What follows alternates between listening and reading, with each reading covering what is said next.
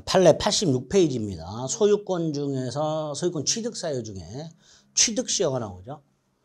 부동산 취득시효가 있고 부동산 소유권 취득시효가 있고 동산 소유권 취득시효가 있는데 그중에 이제 다툼이 많은 건 부동산 소유권 취득시효고요. 다툼이 많으니까 여기 판례가 많이 쌓여 있겠죠. 245조 1항 20년 이상 소유의 의사로 평온하고 공연하게 타인의 부동산을 점유한 사람은 등기를 해야 소유권을 취득하도록 되어 있죠. 그래서 여기서 이 점유한 사람은 보통 이제 취득시효, 점유 취득시효 완성자라고 부르는데 일단 먼저 이전 등기 청구권이 생기죠. 반면에 이 항은 등기부 취득시효죠. 이 타인 부동산에 대해서 이미 자기 이름으로 소유자로 등기가 되어 있는 사람이 소유권 등기가 되어 있는 사람이 10년간 그 부동산을 소유의 의사로 평온하고 공연하게 그 다음에 선의며 과실 없이 이게 이제 추가가 되죠. 소유자로 등기가 되어 있고 기간이 10년으로 줄어드는 대신에 선의 무과실까지 요구하죠. 그렇게 정하면 소유권을 취득하도록 되어 있습니다. 그중에 245 1항, 이 1항과 관련된 판례가 굉장히 많지요. 11번 국유재산법상 국유재산이 있습니다. 자, 취득시효가 되는 것들, 안 되는 것들을 구별할 때 국유재산은 두 종류가 있죠. 일반재산이 있고 행정재산이 있습니다. 그중에 일반재산은 시효취득이 가능하죠. 일반재산은 예전에 잡종재산이라고 불렀습니다. 국가가 국유재산을 갖고 있을 때 그 재산을 왜 갖고 있는지 목적이 있을 거 아니에요. 그 재산을 어떤 목적에 활용하는지 그 목적이 정해져 있는 게 행정재산이고요. 목적이 없는 재산이 일반재산입니다. 그 일반재산의 시효취득이 가능한데 다만 이 일반재산에 대해서 시효취득이 가능하려면 점유할 때도 일반재산이어야 되고요. 20년 동안 계속해서 일반재산이어야 되며 나아가 등기를 넘겨받을 때도 역시 일반재산이어야 됩니다. 따라서 참조 일반재산일 당시에 시효가 완성됐는데 등기를 하기 전에 행정재산으로 바뀌어버렸어요. 그럼 이전 등기 청구할 수 없다가 되죠. 그래서 점유를 개시한 때부터 등기할 때까지 계속해서 일반재산이어야 시효취득이 가능하다.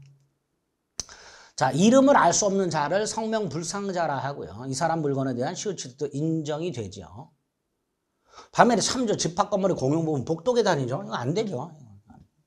간단하게 된다 안 된다 확인하시면 됩니다. 13번 취득시효 요건 중에 점유가 소유의 의사로 평온하고 공연하게 점유하는 건데요. 그때 점유는 간접점유도 되죠. 자, 여기서 간접점유가 된다는 건 이런 의미로 이해하시면 돼요. 갑수유 땅을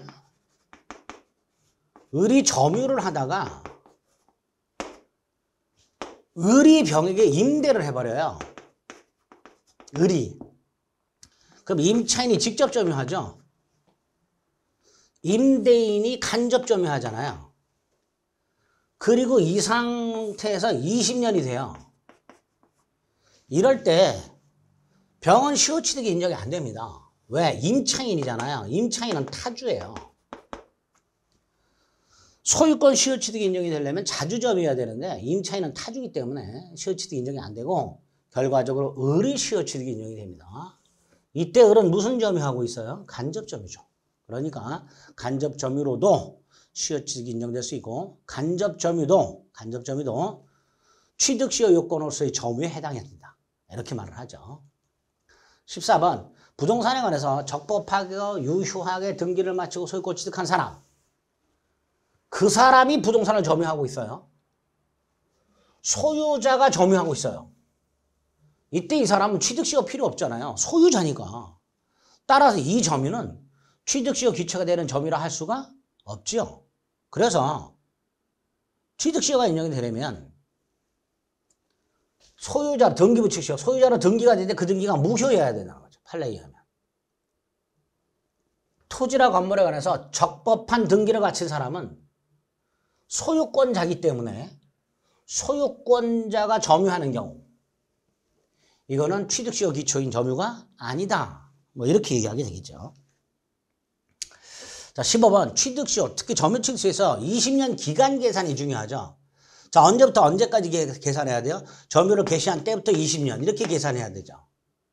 현재 점유하고 있는 때를 시작으로 해서 기간을 역산해가지고 임의로 기산일을 정할 수는 없는 게 원칙이죠. 다만 등기 명의자가 동일하고 취득자의 변동이 없는 경우 요때는 임의로 정할 수 있다예요. 등기 명의자가 다시 말해서 점유하고 있는 당원에 소유자가 변동이 없는 경우 이럴 때는 기산일을 임의로 정할 수 있어요. 그런데 그런 소유자의 변동이 없는 경우 이외라고 돼 있으니까 이때는 정할 수 없다라고 해야 되겠죠. 임의로 기산일을 정할 수 없다. 15번은 조심해서 봐주셔야 돼요. 등기 명의자가 동일하고 취득자의 변동이 없는 경우 그때는 임의로 기산을 정할 수 있다. 그 경우 이외에는 임의로 정할 수 없다. 이렇게 되겠죠. 16번 갑술 땅을 을이 소유회사로 평온하고 공연하게 20년간 점유했는데 등기하기 전에 갑이 병한테 팔아먹었어요.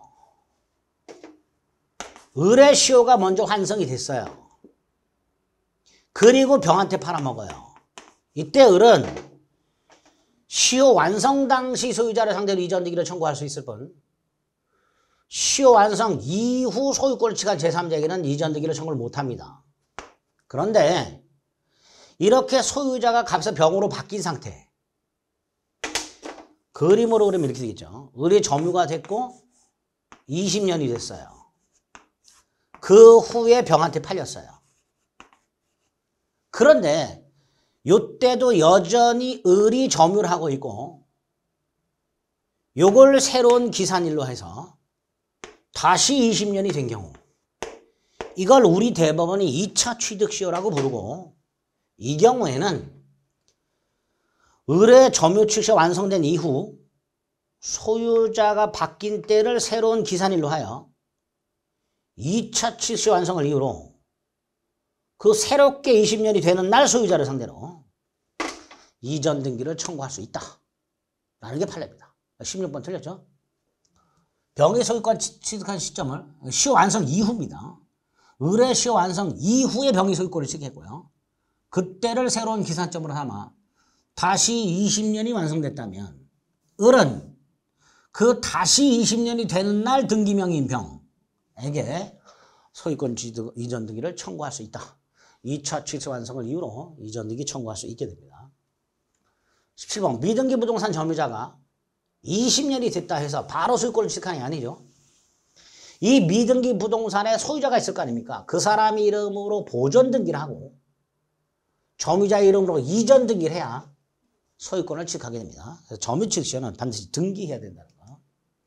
18번 갑수의 X토지를 을이 소유의사로 평온 공연하게 20년간 점유했고요. 등기하기 전에 갑이 병의 땅을 팔았어요. 이때 병이 을을 상대로 토지 인도를 청구하는 건 괜찮아요. 그런데 갑이 병을 대신해서 청구할 수는 없습니다. 왜 그렇죠? 갑은 을에 대한 등기 의무자잖아요. 그러니까 등기 의무자인 갑이 을을 상대로 직접 이 됐든 병을 대신하든 인도를 청구할 수는 없다. 병이 을에게 토지 인도를 청구하는 건 괜찮아요. 을의 시효 완성 이후에 병이 소유권을 취득했을 때 을은 병에게 취득 시효를 주장 못하니까 병이 을에게 토지 인도를 청구하는 건 괜찮지만 등기 의무자인 갑이 을에서 직접 또는 갑을 대신해서 인도를 청구할 수는 없습니다. 그래서 18번 X가 되겠죠. 19번 점유 취득시효가 완성되었으나 등기하지 않고 있는 사이에 병에게 소유권이 넘어갔을 때 점유자는 원칙적으로 그 제3자에게 시효 취득을 주장할 수 없다 그랬죠. 비슷하게 참조를 보세요. A 토지가 있었고요. 소유자가 갑이었어요. 근데 얘가 병에게 명의 신탁을 해놓은 거예요. 얘가 신탁자고 얘가 수탁자예요. 명의 신탁을 해두면요. 수탁자 이름으로 소유권 등기가 되어 있는 거예요. 지금 이 A토지가. 자, 이러한 A토지를 을이 20년을 점유했을 때 을은 병에게 시효취득을 주장하여 이전 등기를 청구하게 됩니다. 판례에 의하면. 근데 을이 등기하기 전에 이 명의시탁 약정이 해지가 돼서 소유권 등기가 갑에로 되돌아가면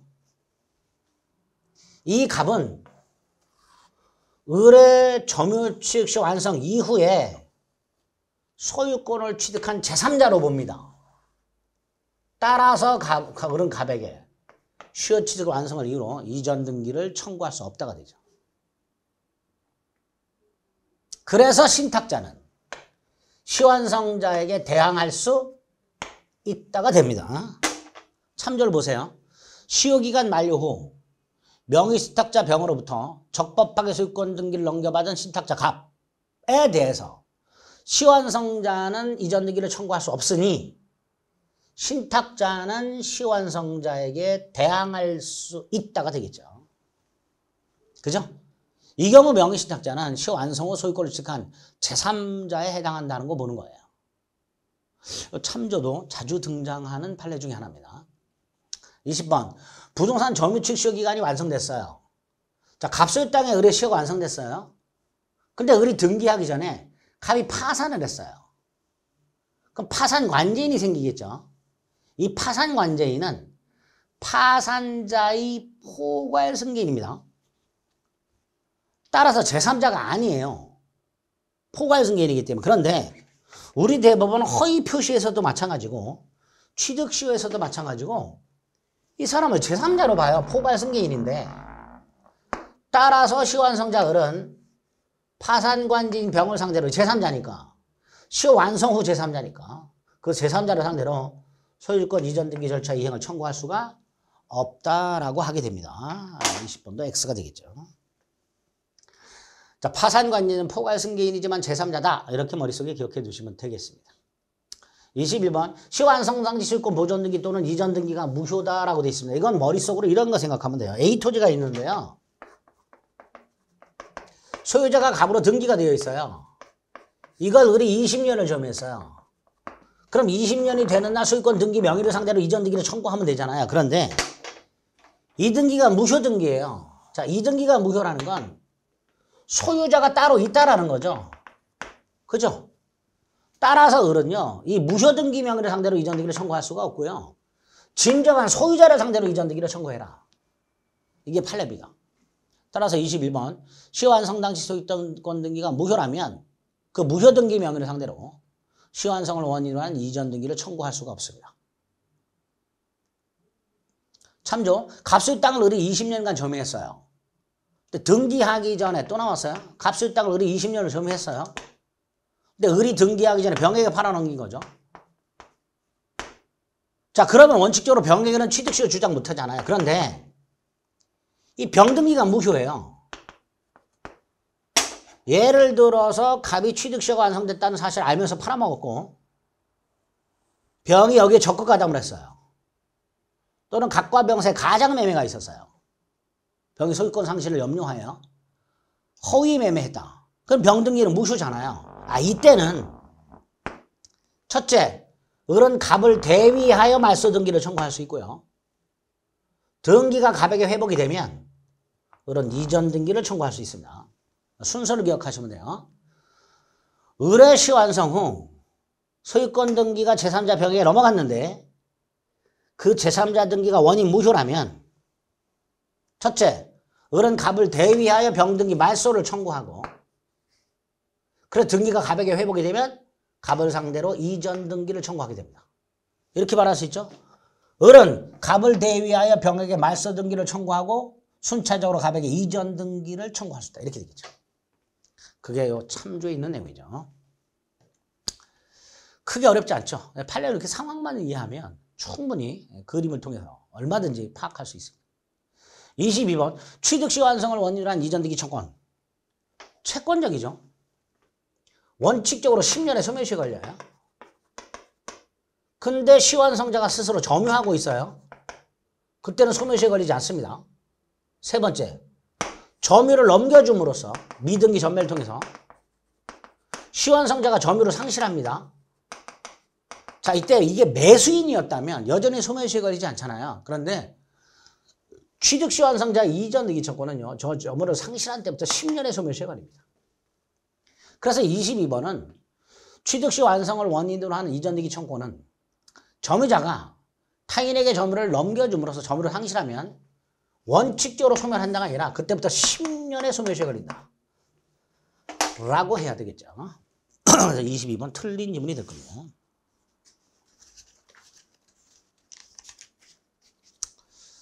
23번 점유 취득시 완성 후 이전 등기하기 전에 원소유자가 해당 부동산에 대한 근저당권을 설정을 해요. 갑소유 땅에 을이 20년을 점유했어요. 근데 을이 등기하기 전에 갑이 돈을 빌리고 여기다가 근저당권을 설정해 줬습니다.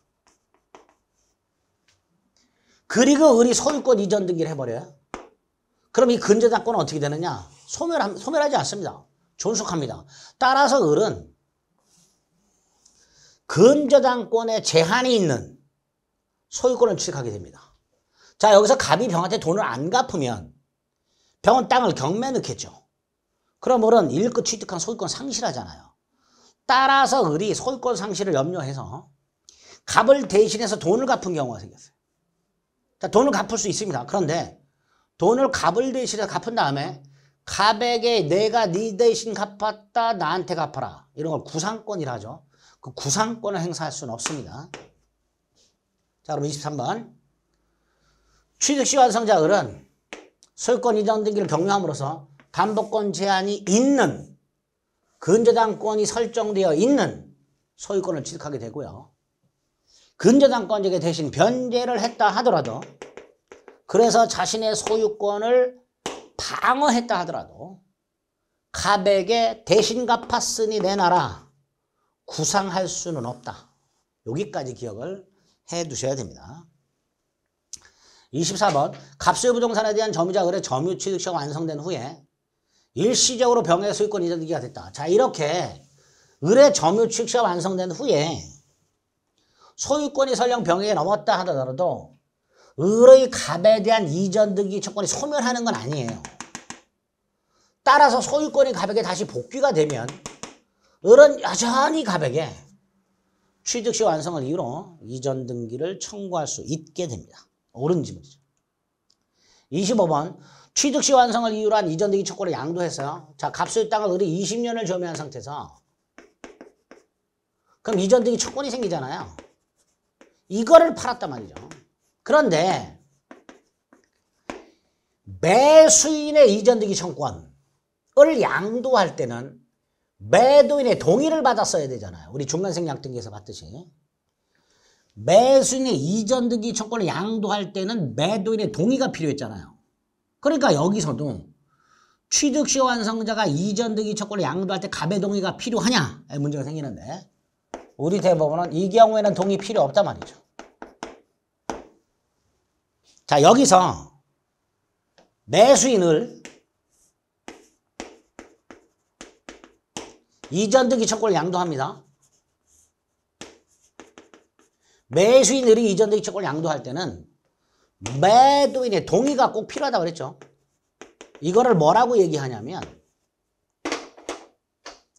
이전 등기 청구권 양도 제한이라고 얘기해요. 이게 동의가 필요한 거 이게 제한이에요. 그런데 취득시 완성자 이전 등기 청구권을 양도할 때는 동의가 필요 없으니 이 제한이 적용된다 안 된다? 적용 안 된다라는 거죠. 그죠? 이렇게 얘기하십니다. 취득시 완성을 이루한 이전 등기 청구권을 양도할 때는 매수인의 이전 등기 청구권을 양도하는 경우와는 달리 동의가 필요가 없으므로 매매로 인한 이전 등기 청구권 양도 제한의 법리 그게 뭐예요? 동의 필요하다는 거. 이게 제한의 법리예요. 이게 적용된다 안 된다? 안 된다. 이렇게 되겠죠. 참조는 갑소유 땅에 을이 시효가 완성됐어요. 그리고 을이 병에게 미등기 전매를 해요. 자, 이 정을 뭐라고 부를까요? 시완성자의 점유를 승계한 자죠. 미등기 전매를 하고 점유를 넘겨줬단 말이죠. 이때의 정은 갑을 상대로 을의 시완성을 주장하여 직접 이전등기를 청구할 수는 없다죠. 정이 이전등기 청구권을 양수한 게 아니라 점유를 넘겨받았을 때는 이전등기 청구권까지 승계하는 건 아니란 말이죠. 그래서 점유자 을의 점유를 승계한 정은 을의 취득시완성을 주장하면서 직접 나에게 등기해달라 이렇게 할 수는 없다. 만약에 이거를 청구할 수 있다라고 하게 되면요, 중간 생략 등기 없이 청구할 수 있다가 되는 거죠. 중간 생략 등기 합의 없이 직접 이전 등기를 청구할 수 있다가 돼버리기 때문에 우리 대법원 이거 안 된다. 미등기 전매를 통해서 을로부터 점유를 넘겨받은 사람은 갑을병사의 중간 생략 등기 합의가 없는 한 직접 갑을 상대로 을의 취득시완성을 주장해서 이전 등기를 청구할 수는 없습니다. 26번. 자, 취득시완성을 이유로 소유권을 취득하게 되면 그 소유권은 언제 취득하게 돼요? 점유한 때로 개시하죠. 그럼 보세요. 갑소유 땅을 을이 점유를 했고요. 20년이 됐고요. 을이 등기했어요. 소유권 취득하죠. 언제부터? 시완성.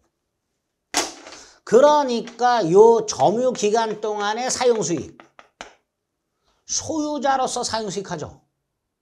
즉 부당이득이 아니죠. 따라서 시완성을 이유로 이전 등기를 받은 을은 취득시효 기간 동안에 취득한 임용, 과실이죠. 이거 원소유자가 아니라 이전 등기를 경로한 자가 여기 속하죠.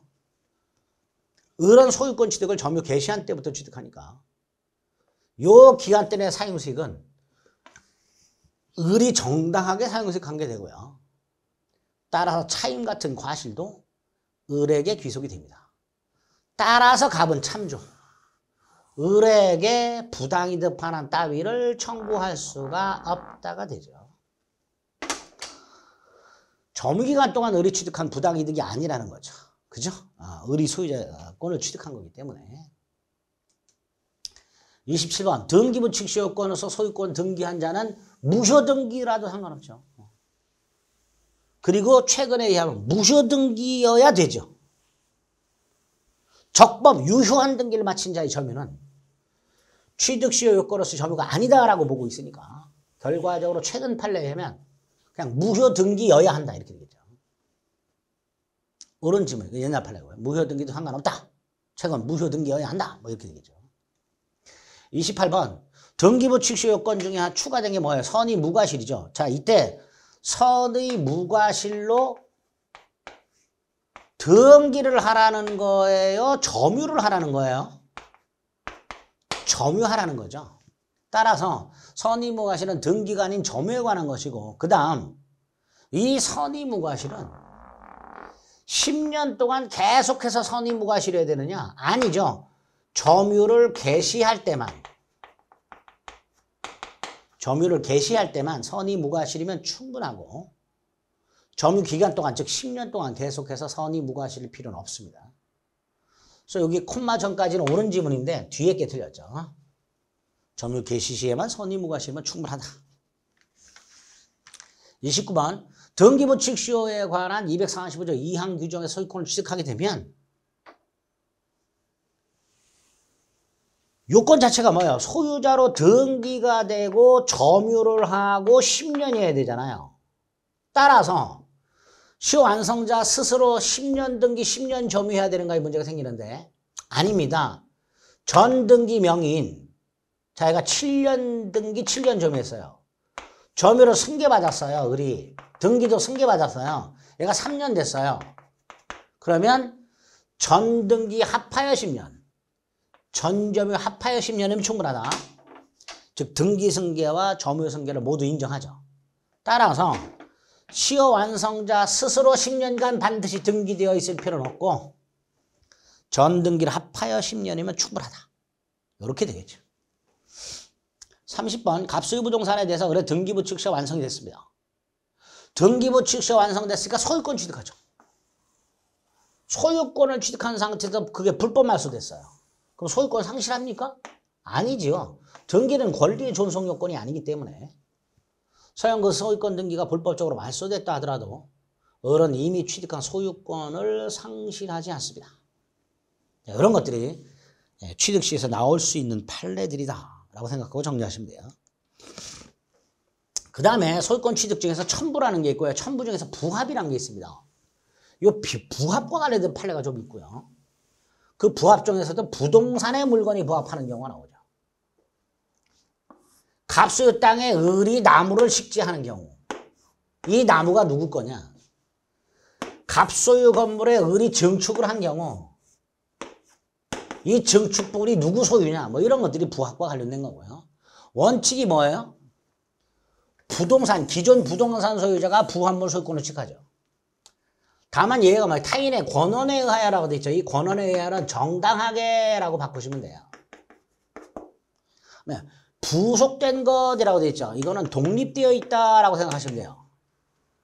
그럴 때는 그러하지 아니하다. 즉 부합되지 않고 부속시킨 자 소유 이렇게 되겠죠. 자, 판례 봅니다. 31번. 갑소유 임야에 무단으로 식재한 나무. 이거 누구 거예요? 토지에 부합하죠. 따라서 임야 소유자의 소유 이렇게 되겠죠. 원칙이 적용돼서 부동산 소유자가 소유권을 취득하니까 임야 소유자가 수목의 소유권을 취득하게 됩니다. 32번. 저당권이 설정되어 있는 기존 건물이 저당권이 설정된 후 증축이 됐어요. 기존 건물에 저당권이 설정이 되고 그 다음에 증축이 됐는데요. 이 증축 부분이 기존 건물에 부합이 되어버려요.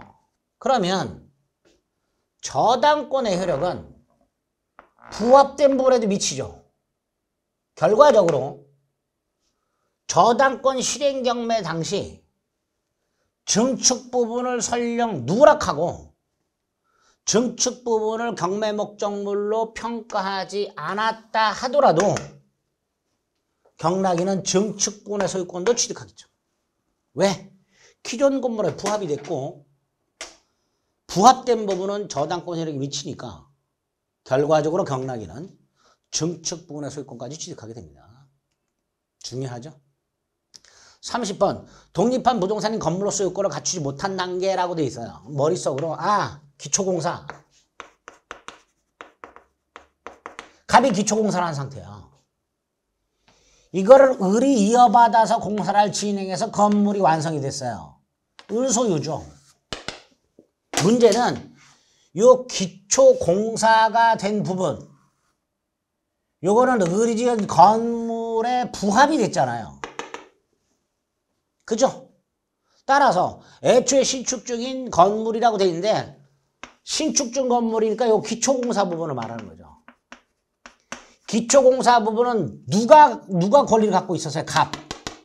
근데 이 기초공사 부분이 을소유 건물에 부합이 됐으니 갑은 을에게 보상을 청구할 수 있다가 되겠죠. 첨부, 부합이나 혼화나 가공을 통해서 소유권을 상실한 사람은 부합물, 혼합물, 가공물에 대한 소유권을 취득한 자에게 보상을 청구할 수 있도록 되어 있습니다. 그러니까 33번. 보상 청구할 수 있다. 이렇게 되겠죠. 자, 34번. 요게 좀 어렵습니다. 자, 여기서는 판례가 이렇게 출제가 됐는데 이렇게 생각하시면 돼요. 갑이 건축주고요. 을이 건축회사입니다. 병이 건축 자재상이에요. 자, 이 상태에서 을이 병과 건축 자재 매매 계약을 합니다. 그럼 병이 매도인이죠. 을이 매수인입니다. 문제는 이걸 외상으로 사면서 소유권은 병에게 유보시켜 놨어요. 철근이라든가 시멘트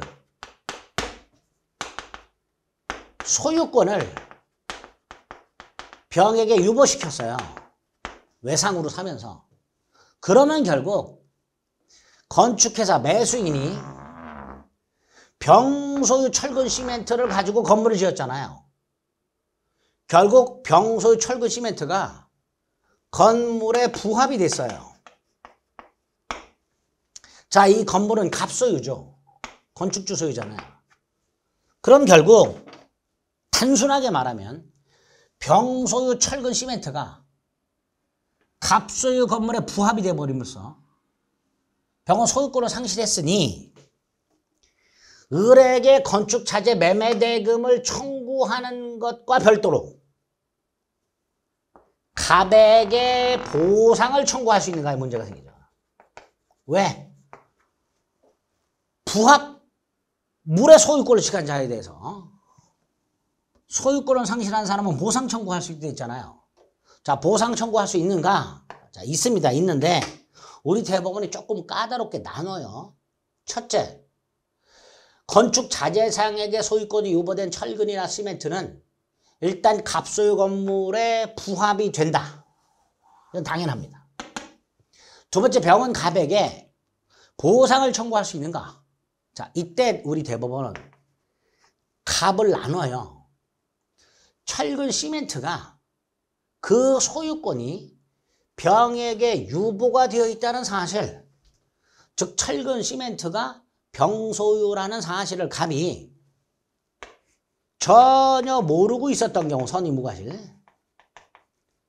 또는 알았거나 알 수 있었던 경우로 나눠서 갑이 선의무과실이라면 병은 보상을 청구할 수 없다. 갑이 알았거나 알 수 있었다면 보상을 청구할 수 있다. 이렇습니다.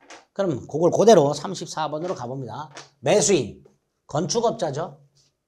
을, 제3자, 건축주죠. 도급계약, 건물 신축계약이죠. 매도인, 건축자재상이죠. 건축업자 을이 건축주와의 건물 신축계약에 따라 건축자재상에게 소유권이 유보된 철근 시멘트를 가지고 건물을 신축함으로써 그 철근 시멘트가 갑소유 건물에 부합이 됐다. 자, 부합은 됩니다. 근데 매도인은